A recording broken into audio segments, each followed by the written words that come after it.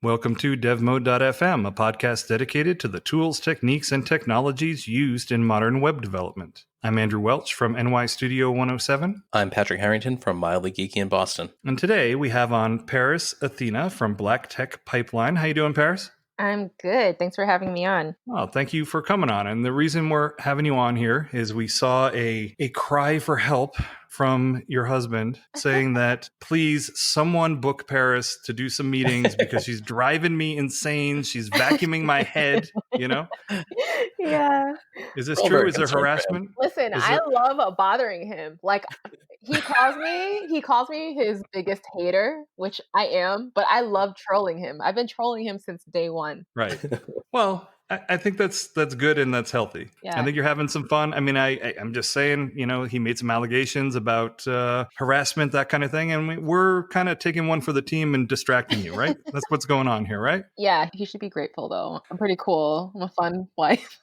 So we're having you on today because we wanted to talk to you about using social media to accelerate your tech career. And we understand you have some background in that. So if you were out at El Yunque and you were searching for the El Coquille, you were trying to find the source of all that noise, and someone else who was helping you hunt for these little El Coquilles turned to you and said, hey, how can I use social media to accelerate my tech career? What would you say? I would say to engage and be active and be consistent. So for me, when I got onto Twitter, I got on to talk about my journey finding a new role in tech because I'd just been laid off from my first job as a software engineer. And so I got on to sort of talk about the good and the bad and why I had lost my previous job, my experiences there. I was kind of just tweeting, honestly, because I just really had the time to do it since I didn't have a job. And something other than harassing your husband. He was probably really happy that you were tweeting. Okay. Exactly. Yes, exactly. Okay. Yeah. So I was always kind of just tweeting. I was engaging with people. So I'd follow people who I really liked. I would comment on their tweets and start conversation there. I would retweet things and comment, or what is it? Quote, retweet? Retweet with quote. There we go. Yeah, I would do that. And so it was really just me being active. I was being authentic too. I was just sort of being myself. I wasn't always talking about tech. I think that's what matters though, isn't it? Because people are so savvy on social media that when they see brands that are just obviously, they're doing whatever formulaic nonsense they're trying to do to get quote unquote engagement, like people can read that and they can tell when someone's being authentic, I think. Yeah, they really can. Honestly, so when I had gone on Twitter, I was like, I'm not sure how to really use this platform. I'm new to it. And so I tried the whole only talk about tech and only be encouraging and only be positive. And I tried that for, I don't know, maybe a week or two. And I was like, this is off. Like, I sound so fake. Like I know I do. And I was like, I want to just start being myself. And that means sometimes I will be negative. Sometimes I will be a little judgmental. And I want to talk about the lows and the highs, you know? So I think just being yourself and being genuine, people love that. Right. Because I think it helps with a connection too. Because no one, people see stuff on Instagram or whatever, and people know, like, nobody lives that life. You know what I mean? Right. So being able to empathize or resonate with someone in terms of the highs and the lows, it's just, I don't know. I think it just feels a whole lot more genuine. No, it doesn't. And again, like, people love that. At least for me in my journey, people appreciate that. I will talk about literally anything. Sometimes I talk about like the squirrel outside my house for no reason, and then sometimes I swear a lot on Twitter. I don't know. I like to talk about different things, but obviously, like, I cater to the tech community overall. It's not all I'll talk about. Well, and that makes sense because there's so many sources of just dry news, if that's what you want, for, what's going on in the tech world. But what really makes it interesting to interact with somebody is their own unique take on it, or their own unique vignette of what is going on in their life. But let's rewind a little bit. And how did we end up here, Paris? I mean, actually, you know what? I got to tell you that your name gave me massive flashbacks. Your name, Paris Athena. Yeah. Because I studied Latin in high school, and we had to read so many of these old mythology texts. And at first I thought I had conflated your name with Pallas Athena, because that was the name of the goddess. Mm-hmm. Her actual name was Athena, and Pallas meant brandishing a sword because she was the goddess of war and wisdom and one other thing that I forgot. And then I realized that the name Paris was associated with Athena because of what was the myth of the judgment of Paris. Have you ever heard about Oh that? my gosh, no. Oh my God. Jeez. All right. We're going deep, and we've just lost half the people that are listening, but that's all right. We're going to go there. So there was apparently, and I'm going to get some of the details wrong, but I'll find a link in the description. But basically there was a wedding that was going on in Mount Olympus or wherever the Greek gods were or whatever. And Discord, the goddess of Discord, was not invited. And she was mad, right? So she took an apple, a golden apple, and she threw it into the wedding, and it said, "For the fairest." This, of course, created a huge problem. Athena, Hera, and Aphrodite, these three goddesses, they're arguing over who the apple was intended for. Mhm. And Zeus was up there, and he's just like, whoa, like, I'm not getting in the middle of this. Like, one of them is my wife, and there's a daughter. Like, I'm not dealing with this. And there was a mortal named Paris, who he nominated as the person to judge who was the fairest. Okay. So this, and he was a guy. So this guy, Paris, he was just like, okay, well, let's take a look at you. And, this is apologies in advance. So this is the myth. This is not me saying it. What he did was, first, to judge who was the fairest, he had them all take their clothes off. Okay. Oh boy. my God.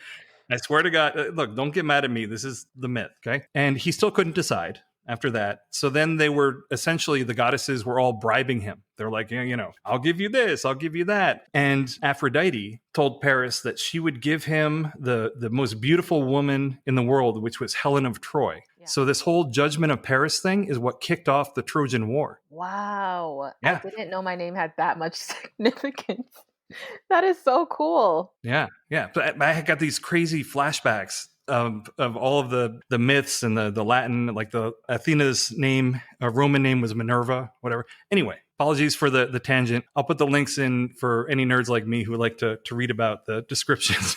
Oh, I'm interested. I mean, Yeah, Paris back then kind of sounds like a sexist, but I did not know He's my name. problematic, it sounds. He's definitely problematic. Although I'll tell you what, for the time, he was probably progressive. You know what I'm saying? Oh my God, it's true. I'm just saying, like, everything is relative, whatever. But yeah, that was why I was getting flashbacks on your name, and I was excited to delve into it with you. Oh, But anyway, yeah. So my real name is Paris. My last name is not really Athena, though. I tacked that on years ago, like way before Twitter. I just always liked the name Athena and the goddess Athena, and so I was like, I'm just gonna call myself Paris Athena, and that's what I stuck with. I like it. I mean, it works. It works incredibly well, especially the relation between the goddess Athena and Paris. Yeah, and I had no idea till now, so thank you. Yeah, no worries. Well, anyway, let's get back to what we're supposed to be talking about, this crazy social media thing. And how did you end up here in the tech business? Give me a little rundown of how did the goddess Athena end up where you are today? Yeah, so I actually did not intend on being here. I wanted to be this famous writer and director of big motion pictures. I wanted to be an actress, and I really tried. I moved from Boston to New York. I moved from New York to LA, and I really tried breaking into Hollywood, but clearly it didn't work out. So listen, don't feel bad. Don't feel bad. Patrick had a lifelong ambition to be a Calvin Klein underwear model. His hopes were dashed. It just never worked out. It never worked out, but so don't feel bad. Yeah, we share that pain. I did have a short-lived dream of moving to New York and going to NYU and doing the same thing. I just never took any steps. So respect to you for actually going out and doing the work to try to do that, though. That's pretty cool. Yeah. Oh, thanks. Yeah, I tried. It was really difficult. When I got to LA, that's when the realization kicked in that it's all about who you know, first of all. And then secondly, everyone in LA is trying to break into that industry, and everyone is more beautiful than the next person, more captivating, more talented than the next person. And that's when I realized there's just so much competition. And I didn't know anyone either. I didn't know anyone in the industry. I was new to it. So it was just really hard. So I ended up moving back to Boston, and I enrolled into school to become a makeup artist. And while I was in school, I realized I hate doing makeup. I don't like putting makeup on people. I'm not interested in it at all. That's a sign that maybe that's not the career for you. Exactly. Yeah. But so when you go to school to learn makeup, it's really you're going to school to learn aesthetics. So I'm working with skin. And so I learned how to wax while I was in school. And so after I graduated, I decided to become a wax specialist. So literally like waxing body hair off of people. And I loved it. Honestly, I was really, really good at it. And I had a really great clientele. So Paris, I gotta launch into you a quickie here. So Go I ahead. used to, some girls I would date would complain about, getting their legs waxed and it was painful and all that kind of stuff. And I was like, oh, it can't be that bad. You know what you're talking about. And then there was one time that I was really into weightlifting and I was in really good shape and everything. And I went in to get my chest waxed. Oh my God. 4-year-old version type. Yeah. My God. Yeah. I mean, I don't know what that's like. I've done it. I don't know how it feels, but I know it's painful, especially if you have a lot of hair and it's long. Like, that's really painful. It's like 1,000 wasps are dancing up and down on your chest and they're dancing on their stingers, man. I mean, it was just like, I think I started crying. I really think I did. I think it was horrible. Yeah. And then when you were done, your chest was like fire red, right? No. The worst part was they like did part of it and it hurt so bad. But I'm just like, oh, you have to finish though. It's going to look stupid if you don't finish. And I'm just like, oh, man. Ugh. Yeah. Good for you for trying though. But I guess. no, I know that's painful because I always looked at men's faces when I would wax literally kind of anything on their body. I just watched their face to see if they could really take it, and no one really could. I know it was painful. So so I was doing waxing full time, 14 hours a day. I was waxing and great clientele, and I did love my job, and I was making decent money, but I knew like I could never really progress from there. I wasn't gonna make the money I wanted for the lifestyle I wanted to live. So because there's probably no senior waxologist or whatever, right? Right. Yeah. Like I think the most you could grow is becoming a trainer. So you would train incoming wax specialists, but even then there's not much of a pay rate. Yeah, I'm sure owning your own business or opening multiple, a chain or a small regional chain, you're one person. It's how far can your time go and how many other people out there are looking to do the same work. And yeah, exactly. I think there's a ceiling. You have to own your own business and it's market driven, right? Because people are only going to pay so much. Like how much better could you possibly be that you would be worth double an hour to get a wax done where I could just go down the street and get it done for half, you know? Exactly. I mean, that makes complete sense that there would be a ceiling to that. Yeah. Yeah. Another thing, I think even if you own a chain, I mean, I don't know how true this is, but I'm thinking about how with waxing, if you think about machines replacing jobs, there's laser hair removal, right? And laser hair removal is permanent. So you wouldn't have to get waxed anymore. And even if you are getting laser hair removal, you can't get waxed regardless because that's just the way it works. You just can't wax and do laser at the same time. So I don't know if one day there will never be waxing again. I kind of doubt it. But at the same time, you're kind of in an industry that may be in jeopardy. So I don't think it's great to stay in it for the long haul. You're also in jeopardy of just societal trends. Like, what if it becomes a thing? Like, it's very arbitrary that we've decided we don't like body hair. I mean, who knows? Maybe maybe it'll make a comeback, and everyone from Romania will be super excited. Right? Yeah. Honestly, I would be too because waxing is a little painful. But yeah. I know. So from there, I enrolled in school to get my degree in marketing. And when I was finishing my associate's degree, I found out that coding even existed, which I was not aware of till then. So now, where did you go to school? Southern New Hampshire University. Oh, damn. Yeah, okay, I thought you went to Pace University. Oh, no, I did go to Pace University, but I didn't finish my degree there. That's fine. No, the reason I wanted to, I'm sorry, I got the school wrong. My mother was the dean of the School of Nursing at Pace University for a while. Oh, wow. Really? Yeah. So when I saw that on your kind of interview that I read just to do a little prep, I was like, whoa, that's cool. My mother used to teach there. No, yeah, I did. I did a year there and then I moved to LA. So I never got to finish there. Oh, okay. So that was before. I got it. Got it. Yep. Yeah. So I did SNHU online but they had like a little Boston campus thing. So while I was there, that's when I learned that coding existed. And I knew that because my little brother, he was learning to code at school. And so when I went to his school and I talked to his principal and I was asking why kids were learning to code. I just felt like it was something kids wouldn't need to do right now. It just seemed super, I don't know, college-y. So when I asked, he was like, that's when he explained, we're in a digital era, everything is machine driven, and you don't gain some sort of technological background, you'll be left behind. And that is when I thought about, I was being replaced by a machine technically as a waxer because of laser hair removal. So that's when I was like, okay, I need to get into this somehow. And so I went back to my school. I let them know I want to code, and they told me about a program called Resilient Coders, which is a nonprofit organization that teaches people of color and pays them to learn to code. And then from there, you sort of progress through their network of getting internships or jobs and things like that. So that's when I went to Resilient Coders. I learned front-end web development. Now, hold on. I want to slow down for a second. So you were someone that didn't have a real background in tech, and then you went in for this coding at Resilient Coders. What was it like when you were first looking at it? Did it immediately grab you, or were you like, these people are crazy? Or, what was that kind of feeling like in the beginning? Or did you just feel lost, which would be normal too? Yeah, I thought I thought it was really cool. I didn't have a choice. So when I got into the boot camp, I didn't know there was back-end development or, I didn't know anything really about coding at all. I just knew I was learning front-end web development. And I was like, okay, that might be cool, whatever, I don't know. And so they started explaining what HTML is and CSS is, and then you learned how to do it with examples that they had. And I was like, oh my God, like I just made this thing that I thought in my head come true on the screen. Like I just spoke with a computer. Like I just thought that was really cool. Well, that's the fun part, is the creation part. Right. And I remember when I was first learning too, like I was a kid when I was learning it, but I remember it felt so empowering to be able to create something. Like I thought that was just wild. No, it really is. I was like, I could just think of something in my head and bring it to life through these keys on the computer, these little symbols and numbers and things. So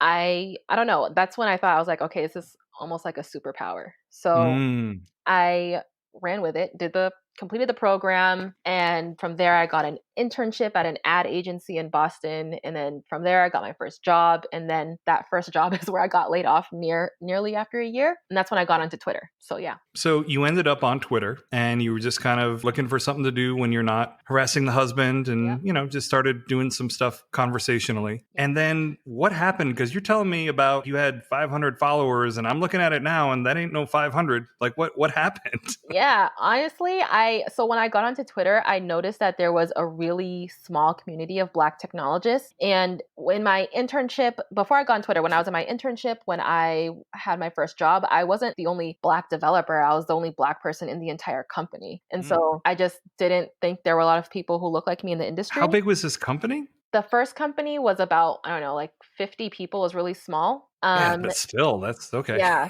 The agency was global. It was huge. Right. And so I see. Okay. Yeah. And so I of course, like in the internship and my first job, I had dealt with so many different experiences that weren't the best. But when I got onto Twitter and I saw there was a few Black people that are software engineers, I was like, oh, that's pretty cool. And so I had put out a tweet asking, what does Black Twitter and tech look like? And I didn't expect anything to come from that because, again, no one really followed me. I didn't have that much traction at all. So, and there was an infamous hashtag associated with this, right? And that's how the hashtag came to life, Black Tech Twitter. I put out the tweet and I didn't expect anything from it. And then my phone did not stop blowing up. It just, wow. It was crazy. Literally overnight, Black technologists from all over the world, they posted themselves into that tweet and it created a super long thread of their pictures and captioning what they do in the industry. And honestly, overnight, it created the community and movement Black Tech Twitter. That's amazing. That's amazing that, and this is sort of a kind of a chaos theory thing, where the idea is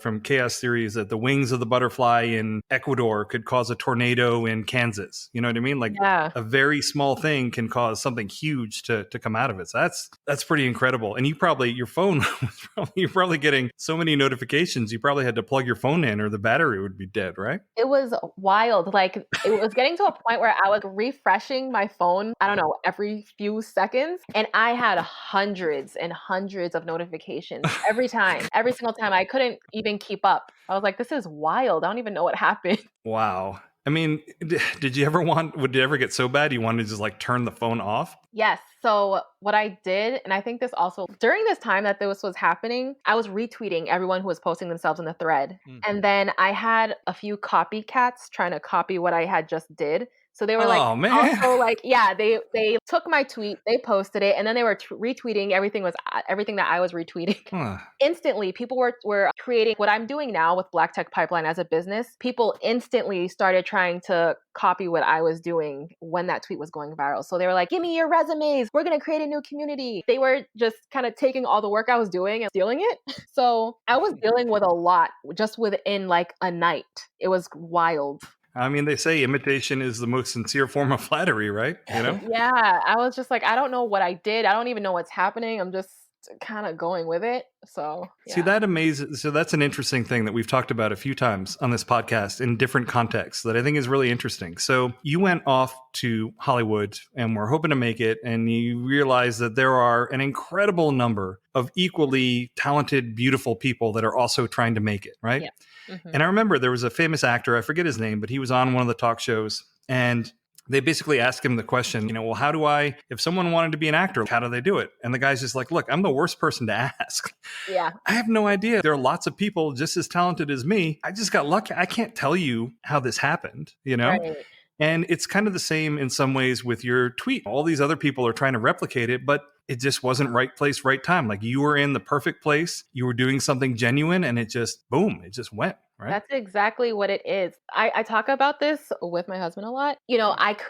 I can't recreate what I did because first, it like wasn't intentional. I didn't know that was going to happen. I can't tell someone this is how you gain a following. It just happened for me. And when I tweeted that as well, people were posting within that thread like, hey, I tweeted something like this like 2 years ago, or I've tweeted something like this months ago and nothing happened. And I'm like, I don't know what to tell you. It's just, again, it's true. It's like right place, right time. Yeah. You're like, sorry, but and so something that tilts me is people that they do something like this and it takes off and then they sit up there and pontificate about this is how you should do it. And you know what I mean? Like they think they're a genius for what they did, but you totally get it. You're like, no, man, like this just happened. You know what I mean? No, it's true. Like if I were to lose everything on my like Twitter, if I tried to do this again, I don't think it would happen. Like I don't think I could ever recreate this. And that's just what it is. For me, if I'm giving advice on anything, it's probably how to utilize the platform, but I could not tell you how to do what I had accidentally did, Right. And I really respect that though, because you are not letting what happened go to your head. I mean, obviously you had to have the background and the preparation and the being genuine to do it, but lots of other people had that too. Right. But it was just like, it just happened, it was just like the perfect nexus. And that's amazing. And I've run into that too. Things that I've done that ended up doing really well. And I'm just like, well, that doesn't mean I'm a genius at doing this thing. It just means that particular thing just happened to take off, Exactly. Yeah. There's like not a real explanation for it, What was that quote that you had, Patrick, about preparation? Luck is what happens when preparation meets opportunity. Is that it? Yeah, it's one of the Stoics. Sam Hernandez is going to be like, you've so quickly forgotten. But yeah, exactly. I mean, we can all look and feel Seneca. Luck. There we go. But yeah, I mean, luck is preparation and opportunity. It's not one without the other. So, and here's the important point, though. I'm in no way saying, Paris, that you did nothing and this just happened to you, because again, luck is what happens when preparation meets opportunity. So you did all the preparation, right? And the opportunity just kind of happened to come along. Right. I guess the preparation piece. I don't even know what I prepared for. All I did was tweet something, Well, I would say that it's you living your life, and it's you getting into tech, and it's you witnessing what's going on and being self-aware and being aware of the industry and, just tweeting it out. And, like you said, lots of other people did the same thing before, but, I mean, you're the one that took off, right? It's got to be somebody. It's got to be somebody. Plenty of people have ideas, but then to execute on, to do the logistics, to get something together, and even if it's just, getting the conversation started on Twitter, getting the mailing list up, doing the work is such a big part of it, rather than just saying, oh, wouldn't it be great if, or kind of talking about it in a fleeting way, but not actually putting in the time. Yeah. This actually reminds me I've done a good bit with probability, and you can run things called variance simulators where you can simulate the probability of an event, maybe poker or rolling dice or whatever. And there's always this one red line that is an outlier that just takes off, Yeah. And somebody is that red line in every sphere, Right. Yeah. No, that's really it. Yeah. So now we know kind of how you ended up where you're at, but tell us, what can we learn? Because I realize that you're very genuine about the fact that this taking off just kind of happened to happen, but you also, I think, have learned a ton in terms of how you can then leverage that platform to advance your career. So I would love to hear a little bit about that. Yeah. And then even this is going to sound like exactly what I just told you, where it kind of just happened. So when that tweet took off, literally that same exact week, employers were DMing me on Twitter and they were like, hey, we saw that you just brought together this big community of Black technologists and we didn't know so many of you existed in this industry. Can you recruit people from your community into our pipelines? And so I didn't have recruiting experience. I wasn't a recruiter at all. And again, I was just a software engineer, but I just said yes to everybody. Every single person, I was like, yeah, like how hard can recruiting be? I'll do it. And that's how like the business molded itself because it kind of fell into my lap again, and that's what I'm doing now. So yeah. Well, it sounds like you're being smart though, because instead of filling their pipeline, you're building your own pipeline, right? You're trying to have ownership over the platform, kind of. That's exactly what. So I created my own talent application, and that application gets sent to a database. So now I have my own talent database, and I source through there for different employers. Right. Yeah, and it's something that, it's an old saw that you can only sell an hour of your time once, but you can sell a product that you create hundreds or thousands of times, right? So if you retain ownership over your thing that you've created, it's much, much different than doing that work for an hourly wage for somebody else. Right. And yeah, so actually, so when I started doing that recruiting, I was doing it for free for a really, really long time.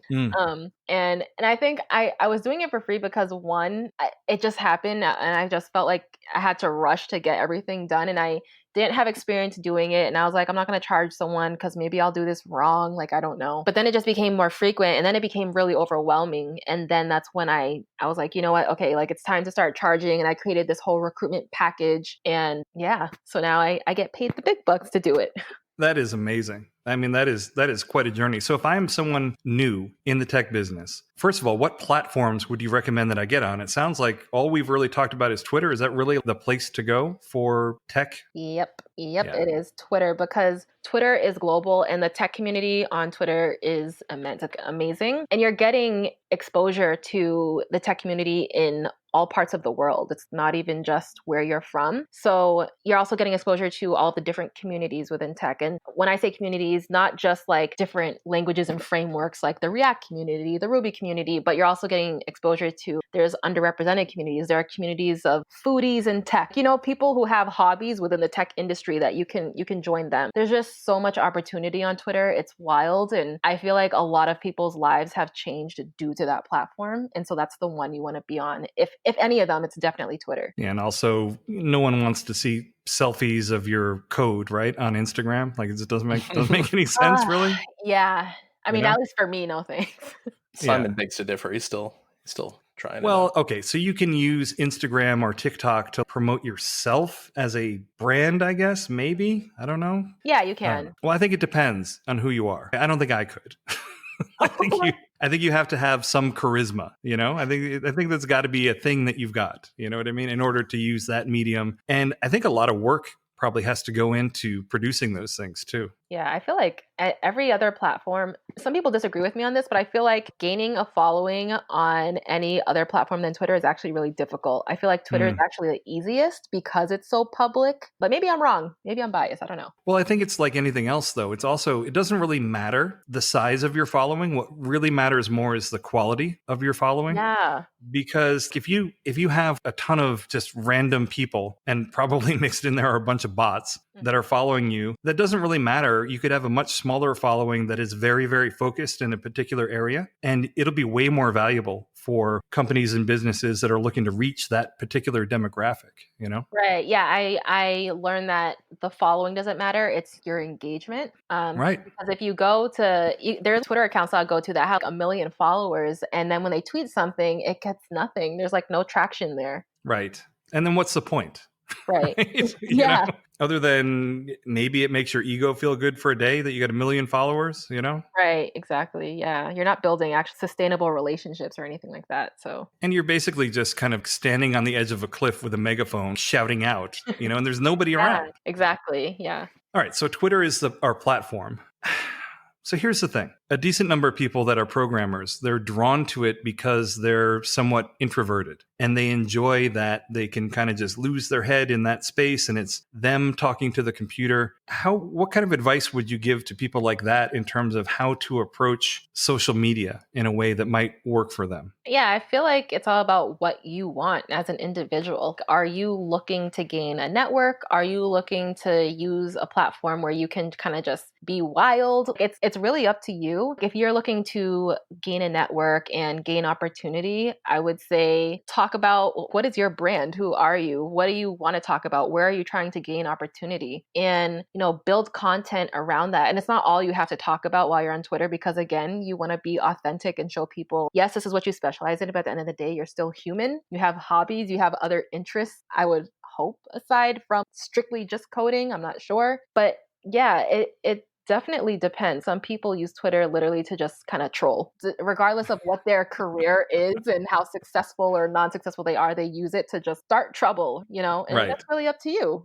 More power to you. If you know what you want and that's what you want to use your platform for, you do that. But that's probably not going to help you get a job, for instance. Definitely not. That's why I'm saying it's dependent upon what you want to get out of it. If you want Right. a job, then you have to be more professional. And you can still be yourself, but just remember, like there are certain people who are watching you who you want to engage with and build relationships with and gain opportunity from. So you need to approach it in that way. So what do you think the people that are trolls, what do you think they get out of it? Because they must get something out of just being a jerk, right? There must be got to be some benefit to them. What do you think it might be? That they can I swear on here?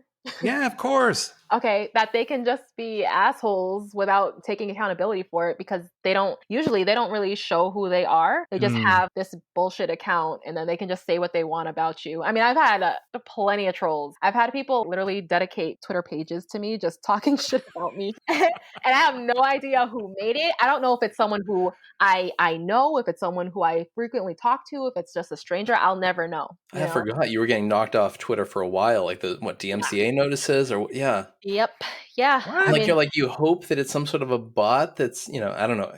DMCA notices so often it's like if there's like copyrighted music or something, but man, for someone to try, yeah. And again, like you say, it's people who they hide behind some picture, some made up name, like for putting your name, for putting your picture up. I give very little stock to anyone who is on Twitter and harassing or even criticizing people and won't even put their name and face up there. Oh, right. I would love it though. Like just the fact that someone has so much time on their hands that what they're going to do is make a page dedicated to trashing you or somebody else. Like I would look at that as a victory. You know what I mean? I was just like, does this mean I made it? If there's still like they're trying to cancel you. Yeah. Because in some ways that's really kind of hilarious, right? That someone is going to devote that much time. I mean, it's just, right. No, yeah. I don't know, man. I've got kids. Like, I don't have time to make no page trashing anybody. Right, exactly. Like, even if I don't like you, I don't even have time to not like you. Exactly. And that's, that old saw, the opposite of love isn't hate, it's indifference, right? So I don't know, man. That's bizarre. Yeah. Well, I guess it kind of comes with the territory. If you get some amount of fame, whether it's in some way, like I've thought about the idea of being a movie star, and I think it would be amazing for a while. But then, man, after a certain amount of time, it's got to get old that you can't even go to the coffee shop to get a cup of coffee. You know what I mean? Like it's got to get old. No, yeah, that's what. So, not saying that I'm at that level at all. I just feel like I got sort of a sense for what it would be like if I were some sort of celebrity, just with my little following, and this is only strictly to Twitter, like strictly to tech, like no one outside of that would even know the hell I am. But anything I say, it gets judged. And, people are constantly trying to cancel you or they're in your DMs threatening you. And I'm just like, if I were a celebrity, I could just imagine how horrible it is. Well, that's the funny thing, though, is I see a lot of people that invest a whole lot of time in building a following. Right. I'm not saying this is you because I know this just kind of like happened to you, but I see people that actively work at getting a following. And then they get a following to the point where the stuff you're talking about is happening. And they get so many notifications or DMs or whatever that they can't engage with their following at all anyway. Right. And then at that point, then they'll put out a tweet or something. They'll be like, yeah, I'm going to take a break from Twitter because I can't handle it. Yeah. And it's just weird. You've achieved what you wanted to achieve. And then you realize that there are parts of this that really suck. Right? Yeah, no, it takes work because you have people who want your attention. And the bigger your following is, that's the more people who are going to be hitting you up or contacting you somehow. People will somehow find your email and where you work and things like that, you know? So I think people don't take that into account when they're looking to gain this sort of platform. Now, I feel like the route that a lot of introverts take, people who are more into just the pure programming part of it, and maybe they don't have the social skills or whatever, and it's fine. Like, everyone's different, right? I feel like a lot of those people they'll create like an open source project, and that's where they'll focus their time, because maybe they're not so good at engaging with people on social media. And then, but it can happen by accident that they'll have this GitHub project will blow up and tons of people will use it, and then tons of people follow them on Twitter. And for some people who are very introverted, like, this can be very disconcerting and this can be very overwhelming, you know? Yeah, no, definitely. And it's like, I think, and you don't really owe anyone an explanation as to, if you're an introvert and you accidentally blow up, and you don't owe anyone an explanation as to why you're not answering their DMs or you're But they not. think you do, because Oh they're no, just, yeah, but you you didn't don't. answer me, or you Right. didn't make a statement about this, or you didn't, they very much expect that. Yes, they do. People feel that they are entitled to your time, and they're Mm, not. They're mm. not. And it's up to you if you want to maybe put out a tweet or some sort of like notification or something saying, this was not my intention. I'm not here to be this person for you. I just had this fun project that happened to blow up, and thank you to all my contributors, but I don't want to be this person putting out content constantly. You could say something like that, or you don't have to. You really don't. And if people are going to be mad at you because of that, then that's really on them. It depends on how much you actually care, you know? Right. So, yeah. I can just see how that could be, you know, for some people anyway, I can see how that would be a tough thing to deal with, you know? So you're right. Like what you said originally, in terms of what you have to start with when you're thinking about leveraging a social media platform, is, what do you want to get out of it? And how will you, if you do make it, will you be able to handle that? Will that be a thing you're okay with? And I don't know, maybe you don't know it until you get there. I think that's fair too, right? Yeah, and I think it's fine. I mean, Yeah. if you found out that you actually don't want something that you were going after initially, that's fine. You're allowed to change your mind. Right. You're a human, you know? Well, Do I don't do know, what man. you want. Some people on Twitter don't think you ever can change your mind about anything. I know. And you know, at the end of the day, sometimes you have to be like, you know what? They'll get over it. This Yeah. is your life, you know? Yes. As long as you're not over here intentionally being harmful, Right. like, do what the hell you want. That is your platform. It is your time. It is your life. Your energy. Yeah. You know? Yeah. No, for sure. I agree. I like what you said about these people are not entitled to your time. I think the only time that I would say that I personally don't believe that's the case is if it's a business account. So if I've got my corporate business account and someone is tweeting something at me about that, I do feel like they're entitled to my time from a tech support point of view or whatever. But on my personal account, 100%, man. Like, you get my time if I feel like giving it to you, you know? Exactly. Like, if you have a business account, like, that's a business, and you do have clients and customers and all that to tend to, and that's just part of being a business. But of course, like, your personal time, that is yours. You know, you Yeah. dictate that. Yeah. What do you think, Patrick? Oh, Patrick's gone? Oh my God. Patrick. Ladies and gentlemen, Patrick has left the building. What? So I'm going to give, this is wonderful, Can you hear me? Paris. I'm going to give him shit for Can you hear forever me? for this one. Huh? Can you hear me? We hear you, Patrick. My microphone was disconnected. No. Quit faking it. He was gone, Paris. He went somewhere. He was definitely gone. He went to like In-N-Out Burger or something. Just running across the room. No. Yeah, wipe that special sauce from your face and get on the microphone. Come on. All that food discussion earlier just got to me, man. So what do you think about what she's saying on this? Like, have you ever sought to build a following, or are you just kind of like, I'm just doing what I'm doing and I don't need that stuff? I mean, I think it goes back to that luck is preparation opportunity. I think there's probably been opportunity, but I haven't done the work. I've had the idea, Mm. but I haven't put in the time. And I think some of it's a little bit of imposter syndrome of feeling like, who am I to go out there and try to put out, I don't want to use content. That sounds so like, packaged, but, try to put out ideas and get conversation going. And Who are so you? Who is anybody though? Like, why? I don't understand. Like, who exactly. is? But I think we all go through that imposter syndrome or feeling like we're not up to the task or, I'm not big enough or important enough to do that sort of thing. So again, Paris, I really respect what you've done. But I thought about it, never put in the time. Something I'd like to do, but I haven't really tried to make that push. You want to be like the next TikTok sensation or something? I can't dance, man. I can't. You can learn. You know that there is this thing called dance lessons, and there you can learn how to do that. You I know did that for my wedding, and that was enough. Did you? Yeah. Did you do that for your wedding, Paris? Did you take dance lessons? I didn't get married yet, but Oh, I'm okay. not. So I said it was your husband, and he's not your husband. Well, he's my fiance, but he's my Okay. husband. We'll just But no, we won't be. Actually, you know what? We are thinking of doing tango for our Oh, dance. you're gonna need lessons for that. So, have you ever seen True Lies? Yes, of course. Yeah. Okay, do you know how they dance tango in that movie and the same exact song and all that? Like, we're thinking of recreating that. Oh my God, that'd be amazing. Jamie Lee Yeah. Curtis, that was great. Yeah. Yeah. So wait a minute, you're combining your wedding with your TikTok content? Me? Well, you could totally just film that, and that would be like the perfect TikTok, right? You guys like imitating the scene from the movie, Yeah, we could. Let's see I don't what know. happens. We've Well- already gone viral once. Let's see if we can do it again. Paris, don't listen to social media advice from me. Seriously, don't do it, because I don't know what I'm doing. I really don't. Me neither. But Patrick, man, I mean, I don't know. I understand that it's an internal thing, and I can't say, just don't think that way, because you're going to think that way. But who is anybody? Like, I don't think you should be that concerned about putting content out there. I was know. going to say that. Literally, who is anybody? Yeah. Yep. I mean, everyone is nobody until you're somebody, and even when you're somebody, you're still nobody. Yeah, you know? you're still not. It's not like you're God or something like you don't have all the answers. You're just a person with an opinion and your own personal experiences, and at the end of the day, that is it. Yeah. Yeah. Do say what? Well, I mean, like I said, as long as you're not being intentionally harmful, your voice is valuable to somebody. Thank you.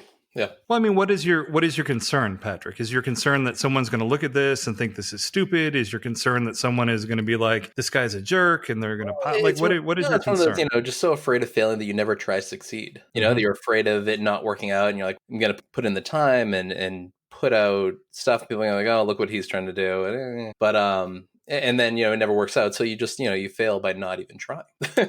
Yeah, I mean, there was a long time ago. There was a guy I used to listen to on the radio named Bruce Williams, who gave business advice. He was a serial entrepreneur kind of guy. And one of the things he said really stuck with me is that the difference between people that succeed and people that fail, in however you judge success, like I'm not just talking monetary, is the people that succeed fail more often than the people that don't. And the reason why people who succeed fail more is because they try more, Exactly. and they're not bothered when they fail.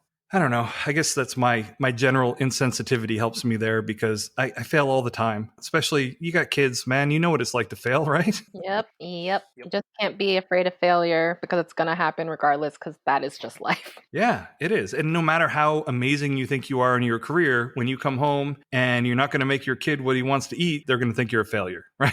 Exactly. Yep. Doesn't matter what you're doing. Yeah. Well, so let's get back to, are there any tips or tricks that you think you might pass along to someone? Or do you think the way to start is just by doing it? So Adam Wathan, I don't know if you know who he is, but he's a guy that did Tailwind CSS. Mhm. And one of the things he just tweeted out about the other day was that the way to, quote unquote, grow a network is just to be helpful, just to get out there and start answering questions, discussing things with people, and kind of echoing what you were saying, be genuine about it. Does that sound like a reasonable place to start? Yeah, I think like being helpful is great, because then more people want to reach out to you and follow you and seek advice from you and things like that. But I think, again, being active and consistent and making sure you're like actually building relationships with people.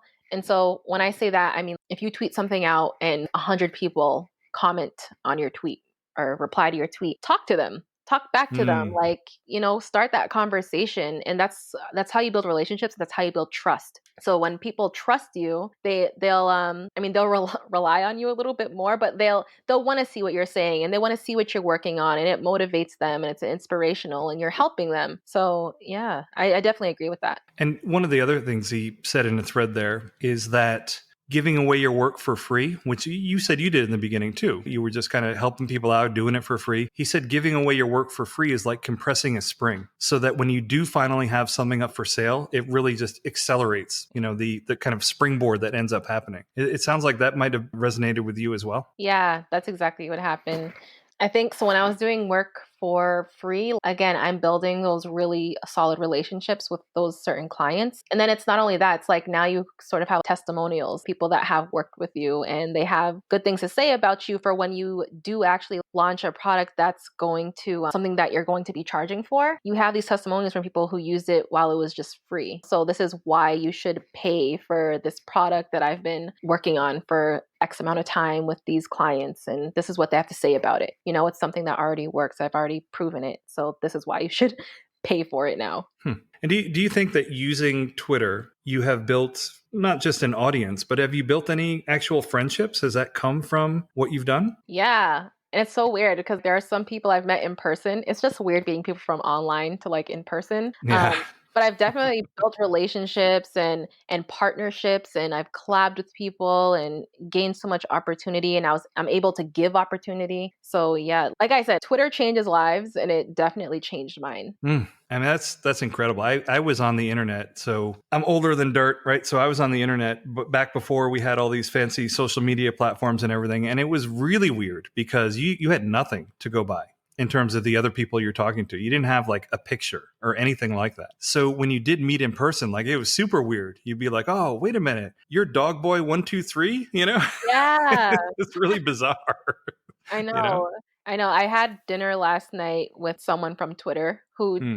she lives in Boston, but we've never met before. But I knew Uh-huh. her from Twitter. So we had dinner last night. And it's just always a strange moment. It's like, wow, you're like a real person, you know? Yeah. So Yeah. yeah.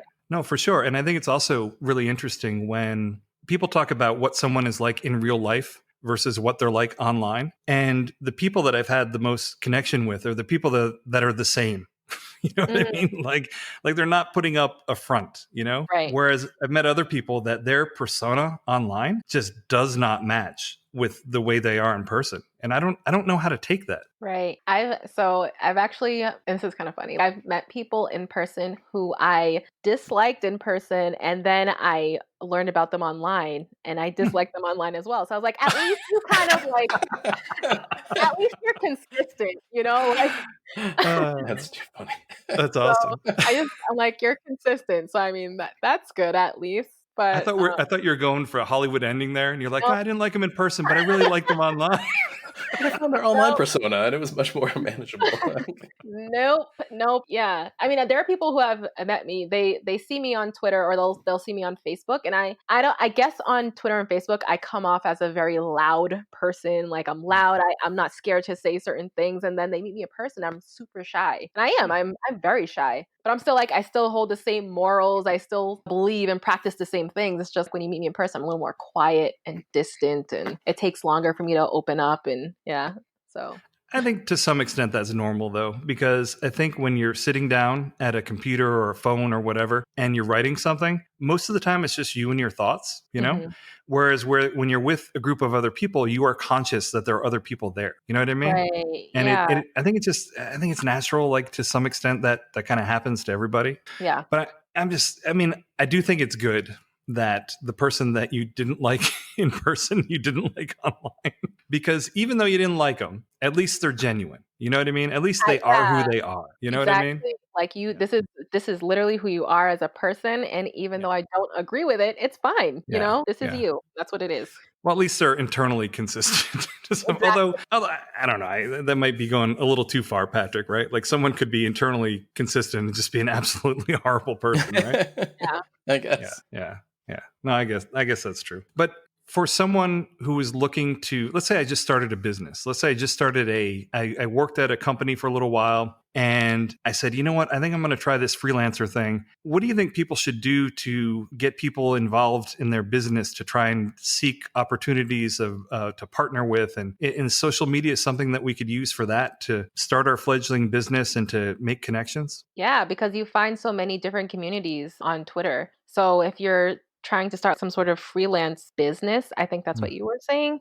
But you find freelancers, you find developers on Twitter, so you'll find freelancers on Twitter. You'll find out about websites that market freelancers. You just get so much exposure to things you didn't know existed by using social media because it's a public, so many public platforms. So you're just getting exposure to the world. It's just like when you watch the news, you're only getting a piece of the story. Whereas when you go on social media, you're getting perspectives from a bunch of different people who are at the same place, but you're seeing different angles of it. And so you're kind of getting a more wholesome story. And that's the beauty of social media. So utilize it as best as you can, as frequently as you can. I definitely think that that's true. The one thing that worries me about it is back when people had kind of pie in the sky dreams of what the internet was going to be like, it's going to be this way that ideas can be freely communicated between people and everyone's going to hold hands and sing kumbaya and all that kind of stuff. But that's bullshit.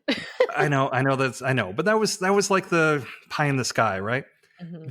What ended up happening is instead of like a big united world, it's just like lots of islands, and people tend to congregate together on the island with the people that I agree with. You know what I mean? And it's just, I don't know. I mean, that part of it, I hope that people are getting perspectives from all over, and maybe, you probably are getting more than if you just always flipped on a particular news show at night. But I also worry about just reinforcing, let's say I have a particular view on whatever. I'm going to seek out people that agree with it. And those are the people I'm going to follow. And how do we stop it from being an echo chamber, I guess, is what I'm trying to get at. Yeah, I think first of all, for me, I don't think social media changed the way things are. I think it just brought it to light. I think things were always the way they are right now. It's just because social media brings more awareness. You're seeing more of the world that you weren't exposed to before. You're seeing the reality of things, but also there's definitely pros and cons to the internet and social media. But I think the other beauty of it is that when you do get on social media and you're looking for people who do agree with you, you're also going to see people who don't, and you're going to see their perspectives. You're going to see why they're on the opposite end of you. And if you're reading that, sometimes that can change your mind, I think it's better than not being on social media and then only finding people who agree with you in person. That's who you're going to surround yourself by. Whereas on social media, you're just getting exposed to literally everyone. Yeah. And you're right. Like, let's say you grew up in a small town or something, and you're the only person there that likes origami, right? I'm picking some random thing. And you might get a little bit sad or frustrated because there's no one there to talk to about your passionate hobby of origami. And maybe it'll just fall by the wayside and you'll kind of give it up, or you'll think badly of yourself. You think that you're weird or whatever. Right? But then if you go online, you're no longer restricted by geography. And you find that as a whole, there are enough people that are interested in that one little niche thing that you're interested in that you don't feel so weird anymore. And you have people to talk to about this thing that really interests you. Right. You can truly find your community online. That's what I love about the internet. It connects you with people all over. There are no limitations. There are no restrictions. Yeah, because when you're born, you have no control over what you are or where you were born. You just pop out, right? And you're like, hey, I landed in Cambridge, Massachusetts, or wherever it is, right? You have no control over that. So therefore, you also have no control over how many people that are in your immediate vicinity that like the same things you like are. Exactly. And the internet kind of destroys all those boundaries and lets you find those other people. Yeah. Exactly. Yep.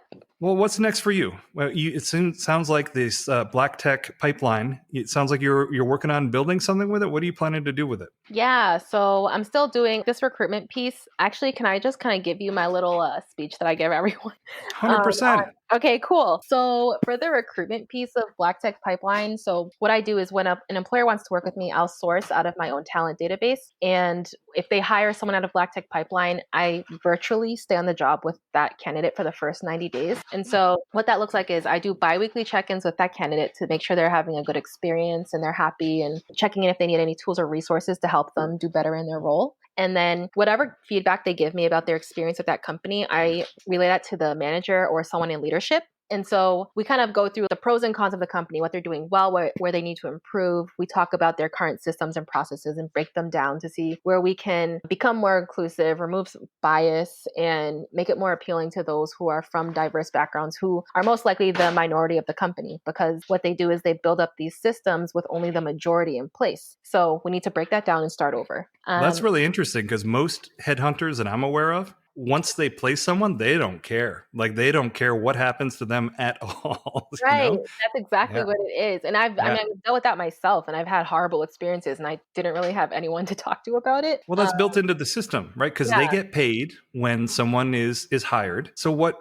So realistically, they don't care. Right. Yeah, exactly. And so I don't want that to happen. I want to help. I want companies to be actionable and not performative, because diversifying is not enough. You need to actually do that inclusivity and equity piece. And that takes work.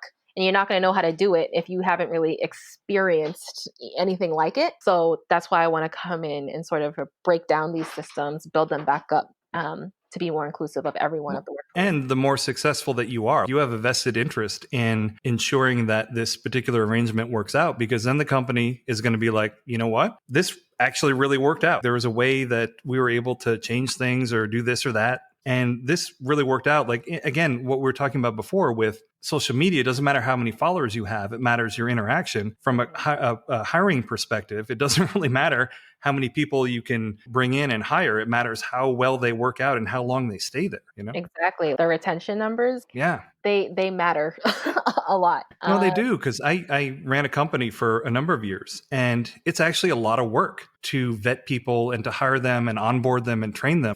There's not just the cost of the salary and the benefits. There's also the cost to onboarding, and then the cost if you have to get rid of them. So, I mean, the more you can make sure that it succeeds, I could totally see how the company would be happier with you, Yeah, that's exactly what it is. That's my focus, is not just the recruitment, but the retention piece. That's what I really work hard on. There is just a big focus on DE&I, because I recruit Black technologists. So we're usually always the minority of the workplace. So I want to make sure we're having good experiences. And then aside from that recruitment piece, I have my new website that's going to be launching in a couple of weeks, but I have a job board too, which I'm really excited about, because when you get onto the job board as a company, you also get a landing page that's customized by me and someone I'm working with internally at that company. And so your landing page talks about what your company is building, the problems you're solving, your company values, how you practice diversity, equity, inclusion, and how you're going to be part of the change that the industry needs to see.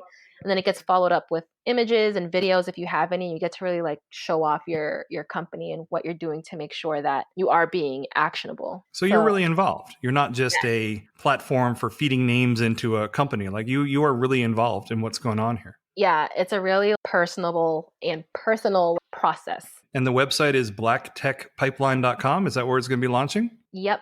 We have a current website right now, but it's a crappy little website. And so we're launching the new one in a couple of weeks. I was about to say, would you like to make an announcement in terms of when it's going to launch? But I can't even pressure you with that. Yeah, I'm hoping it's going to be September 1st, but we don't know, because I'm working on so many different company landing pages right now with my clients. So we'll see. All right, so we got a delay on these podcasts. So we're just going to go with it. You're going to say right now, Paris, this brand new website has just launched. Go to it right now. Me? I'm going to say that right now? Yeah, do it. Okay. We'll edit it depending on how the timing. Yeah. We won't. Well, no, you're not going to put it in there if it hasn't launched. You don't know me very well, Patrick. You don't know me. Okay. You want to record a clip where you say it in the slight past tense so that people can go and see the new thing if it has launched in time for the... No, my point is this episode won't be out for at least a month, right? So I think you can it'll be be launched by then. So let me do my acting skills. So I'm going to go right now. And okay. 3, I'm going to set you up. 3, 2, 1. blacktechpipeline.com has just launched, so you can go there to find jobs, resources, and events happening within the tech community. Very cool. How did Hollywood not I mean, come on, this is unbelievable. Yeah, They come should have on, taken me. Hollywood. Yeah. So I may leave some of this, some of the preamble in there if I think it's funny. So we'll see. We'll see how the editing goes. But that was really cool, Patrick. Patrick, you got anything that you want to ask Paris? No, I really appreciate your time and all you do. Thank you. This was fun. I had fun on this podcast. I had a great time, but that about wraps it up for another episode of the devMode.fm podcast. Make sure to subscribe. And if you enjoy the show, please write a review on iTunes, tell a friend, or retweet this episode. We really appreciate it. Patrick has still not made this shorter. No. We'd love to continue the conversation. Leave us a comment on devmode.fm or find us on Twitter at devmodefm. For the devmode.fm podcast, I'm Andrew Welch. And I'm Patrick Harrington. And thank you, Paris Athena, for coming on. Thank you. Oh my God, I lost my window. Hold on. All right, here it is.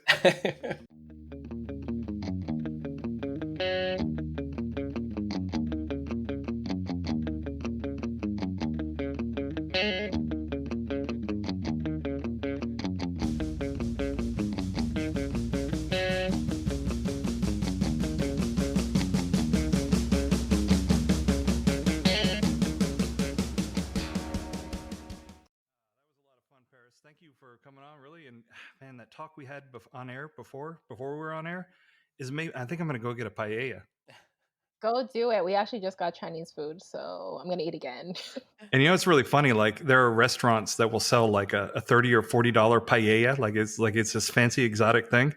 Yeah. And my brother is just like, man, that's just so dumb. Like paella is just when you got all this crap left over, you just throw it all in with some rice and cook it. It's like the ultimate, kind of rustic meal, Yeah, I know.